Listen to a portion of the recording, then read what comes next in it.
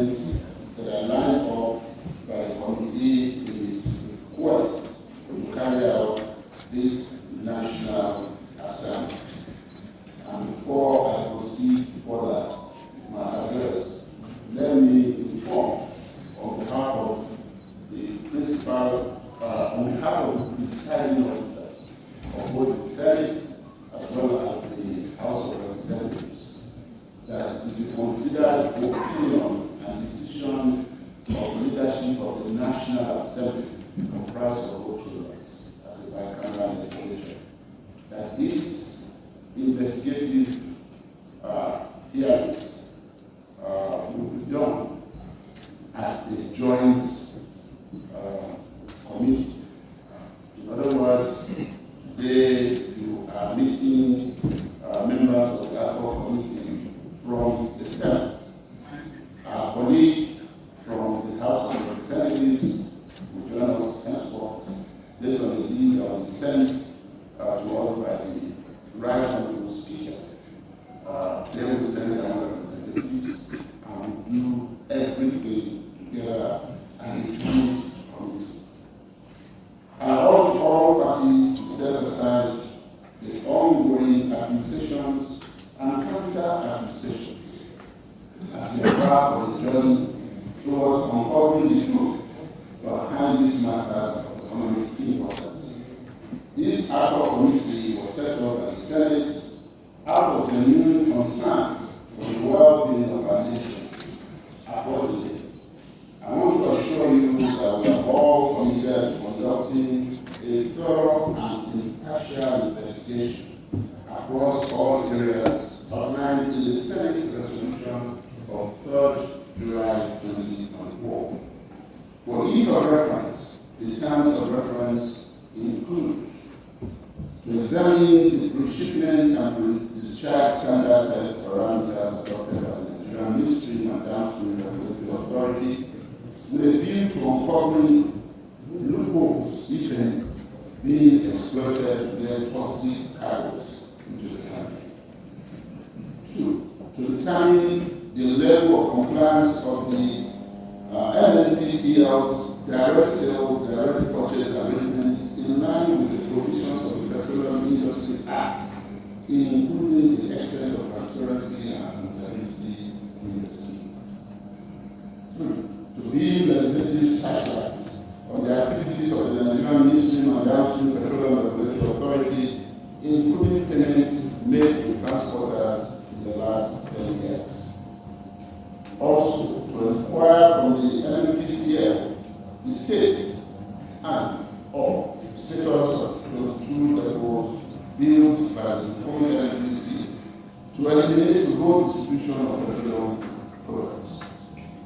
Further, to engage with stakeholders within the oil and gas industry with a view to identifying possible gaps in regulating and strengthening the surveillance and monitoring structures in place to enable Nigeria to detect violations of best practice standards in the importation of products before they enter into the domestic supply chains. Also, to engage the NNPCL with a view to understanding the extent of its determination and timeliness for the startup of government-funded oil refineries. To investigate how institutions across the importation and distribution chain failed to conduct quality sampling, ship in products without auditing, and perform port validations by the Nigerian Customs Service, Nigerian Ministry and Downstream Petroleum Regulatory Authority, Nigerian Maritime Administration and Safety Agency, Standards Organization of Nigeria, and Nigerian Ports Authority, and such other consequential amendments the ad hoc committee is fit. Distinguished stakeholders, it is imperative that we all approach this process with integrity and cooperation. There is no room for grandstanding, and I want to make it crystal clear that no one will be exempted from scrutiny. Our collective goal is to serve the overriding public interest, and it is essential that each stakeholder actively contribute towards this noble cause. Before the takeoff of this investigative journey, however, this ad hoc committee, constituted on the 3rd of July 2024, consistent with sections 88 and 89 of the Constitution of the Federal Republic of Nigeria 1999 as altered, and in line with the legislative agenda of the 10th Senate, has been carrying out its mandate to perfect our modalities and workings with a view to ensuring fair hearing and resolving deep-seated challenges that have been clogging the functionality of our petroleum industry for decades. Also, you will agree with me that this is truly a challenging period in the recent history of our fatherland. The supply of refined petroleum products has been irregular and problematic. The long queues at filling stations is also a testament to this challenge. A situation whereby we now depend almost entirely on the importation of these products, even when we daily supply the world about 2% of its crude oil requirements, is to say the least highly worrisome. We also have at hand a grievous issue of national concern that directly borders of the importation of hazardous and substandard petroleum products. Under different administrations, the federal government invested billions of dollars to maintain and turn around the government-owned refineries in Kaduna, Port Harcourt, and Warri. In 2021, specifically, the Federal Executive Council approved $1.5 billion for the turnaround maintenance of the Port Harcourt refinery. Yet, this investment has not yielded significant returns. For us in the Senate, and of course now in the National Assembly, we believe it is unfair and patriotic to treat government business as an orphan while private businesses are flourishing. Each of these challenges has put undue pressure not just on our foreign exchange market, but also contributes to the suboptimal performance of our domestic economy. With the executive arm of our government has been taking decisive measures to address the interests of all Nigerians. While we have absolute confidence in the executive arm to address these challenges, the National Assembly act to constitute this ad hoc committee to investigate diverse allegations of economic sabotage in the petroleum industry and develop a responsive regime that will implement global best practices in the industry. The constitution of this ad hoc committee became highly imperative after an extensive debate at July 3rd, 2024 plenary of the Senate on the motion on the production of hazardous and substandard petroleum products into the country. The motion was sponsored by the chairman of the Senate Committee on Niger Delta Development Commission, distinguished Senator Subo Ephraim, representing Cross River South. Initially, it was a clear case of the importation of hazardous and substandard petroleum products, which the Senate condemned in its entirety. In their contributions, the distinguished senators offered diverse perspectives on the implications of such illicit practice for our national economic and security interests. These perspectives painstakingly offered by the distinguished senators informed the resolution of the Senate to constitute an ad hoc committee to investigate the alleged economic sabotage in the petroleum industry.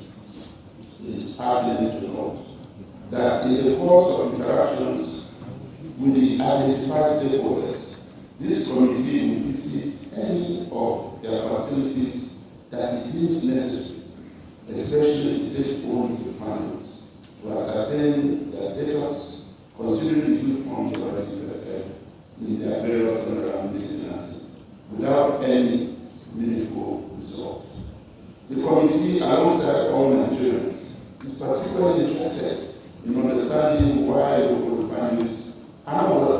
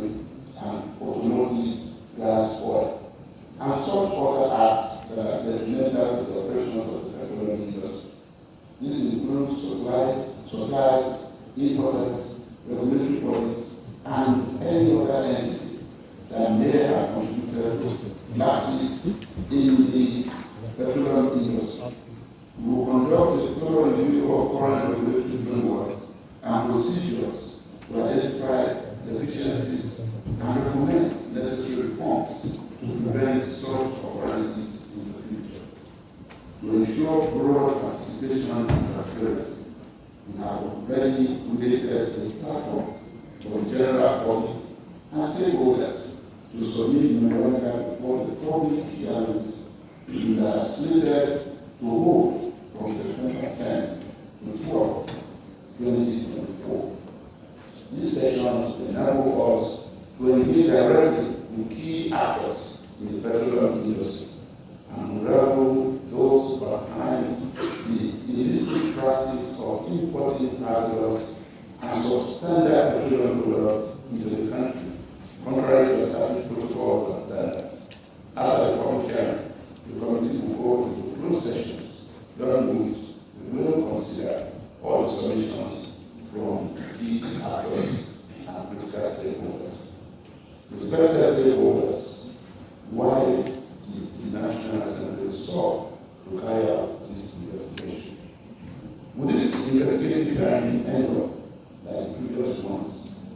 Can the National Assembly really address challenges in the petroleum industry, given the entrenched interests of some powerful interests? These are some of the questions the media and, of course, the Nigerian people have been asking in their analysis and reports since the composition of this ad hoc committee on the 3rd of July 2024. These questions may seem difficult, but I am confident that we have a mission to make a difference at the place of God. We have accepted this new responsibility with the resolve to make a difference. We are also taking our integrity and safety in order to develop an efficient and functional regime that guarantees the transparent management of strategic national resources.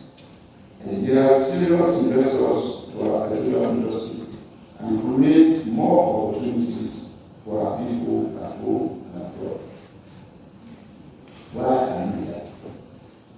Every stakeholder invited here plays significant strategic role and collaborates to provide comprehensive oversight, regulatory compliance, security, and policy direction to address and mitigate any act of economic sabotage in the Nigerian petroleum industry. For instance, Standards Organization of Nigeria is responsible for setting and enforcing quality standards for products and services. In this context, it ensures that petroleum products meet specified quality standards, preventing substandard products that will lead to economic sabotage. Nigerian National Petroleum Corporation oversees the exploration, production, refining, and marketing of petroleum and petroleum products in Nigeria. Its involvement is crucial in providing data, operational insights, and identifying potential areas where economic sabotage will occur within the supply chain. Nigerian Ministry and Downstream Petroleum Regulatory Authority regulates the midstream and downstream sectors of the petroleum industry. It ensures compliance with regulations, monitors operations, and can provide insights into regulatory breaches or inefficiencies that have contributed to the economic sabotage. The Nigerian Navy plays a critical role in securing Nigeria's maritime borders. In this context, its role includes preventing illegal pumping, oil thefts, and ensuring the safe transportation of petroleum products across Nigerian waters. Nigerian customs regulate and control the import and export of oil and gas products to ensure compliance with Nigerian laws and international trade agreements, while enforcing standards and specifications. Nigerian Upstream Petroleum Regulatory Commission regulates the upstream sector of the petroleum industry. Its role involves overseeing exploration and production activities, ensuring adherence to regulations, and identifying any act of sabotage or non-compliance that would affect its upstream operations. The Ministry of Petroleum Resources, of course, is responsible for formulating and implementing policies for the petroleum sector. It provides strategic direction, coordinates activities among various stakeholders, and ensures ensures that policies are in place to prevent economic sabotage. Nigerian Maritime Administration and Safety Agency is responsible for regulating shipping, maritime law, and coastal waters. In the context of the petroleum industry, it ensures the safety and security of maritime operations, which is crucial in preventing illegal activities such as oil theft and unauthorized government. Ministry of Trade and Investment oversees trade policies and investment opportunities. Its role involves promoting fair trade practices, ensuring that investments in the petroleum sector are protected from economic sabotage and fostering an environment conducive to legitimate business activities. The justification states engagement continue for every invited stakeholder. And in the course of our public health, we also will be industry specific, agency specific, in ensuring that no generalized here. We are therefore appealing to all the stakeholders to cooperate with this committee and put the national interest of all reform, personal or parochial interest. We are not on a self-serving mission. Rather, we are on a national mission that will significantly redefine the future of our dear country. Our mission is never to confront any individual, corporate entity, or government agency, but to unravel the root causes of fundamental challenges within the petroleum industry and devise a legislative framework to discourage the activities of some rogue actors in the industry. This task is urgent, and the work begins now. We are ready to carry it out with all sense of honor and responsibility. We are also taking it seriously with a view to addressing fundamental issues that pose grave threats to our economic prosperity, fiscal stability, and public health as a federation. In line with our mandate, we will definitely unravel factors and forces aiding sabotage in our petroleum industry. From our findings, we will craft a legislative framework that will entrench global best practices in the industry, open it up for more investments, especially in the midstream and downstream sectors, and end vicious regime of subterfuge in the petroleum industry. We are utterly committed to this mandate. We shall carry it out without fear of failure.